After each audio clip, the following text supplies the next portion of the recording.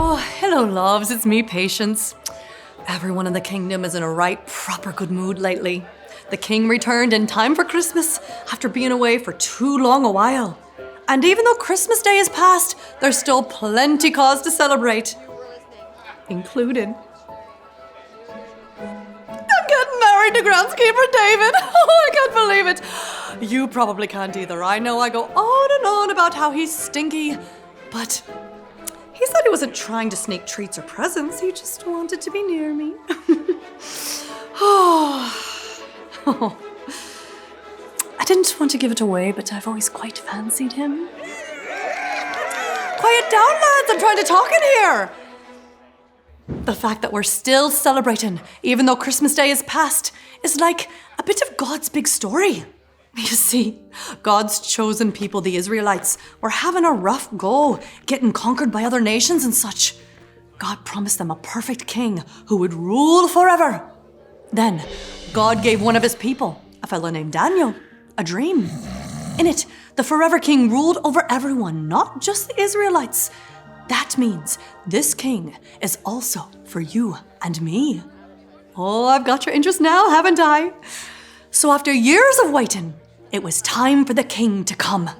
Jesus was born in a town called Bethlehem. Bethlehem was controlled by Rome.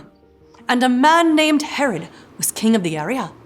Now, it wasn't until after Jesus' birth that some wise men from the east came to Jerusalem. They were called Magi. Their job was to study the stars, looking for special meaning.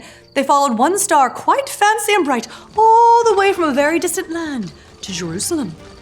They knew it meant a great king had been born. When they got there, they started asking around about the baby who would be the king of the Jews. They said, "We saw his star when it rose. Now we have come to worship him." See? Celebrate by worshiping after Jesus' birth. Well, I can tell you who didn't like all this talk about worshiping a baby. King Herod. Oh, it made him jealous and mad. His fancy pants experts told him that according to scripture, the Messiah, that's baby Jesus, was to be born in Bethlehem. Sneaky old Herod made a plan. He found out from the Magi when the star had appeared. Then he told them to go find the child and report back to him so he could worship him too. But believe you me, he didn't want to worship Jesus. Herod was out to hurt Jesus. Of course, God knew what he was up to, so he warned the Magi in a dream not to return to Herod. The Magi, determined to worship Jesus, followed the star until it stopped over a house in Bethlehem. God had shown them the way. Don't you know, they were filled with joy and excitement as they arrived at the house and saw Jesus there with his mom. Since they knew he was a king, they brought him shiny and sweet-smelling gifts fit for a king. Gold, frankincense, and myrrh. A thoughtful gift is a lovely way to honor someone, I should know. But Jesus isn't just any king. He's the everlasting king sent by God, the one that people of all nations will worship.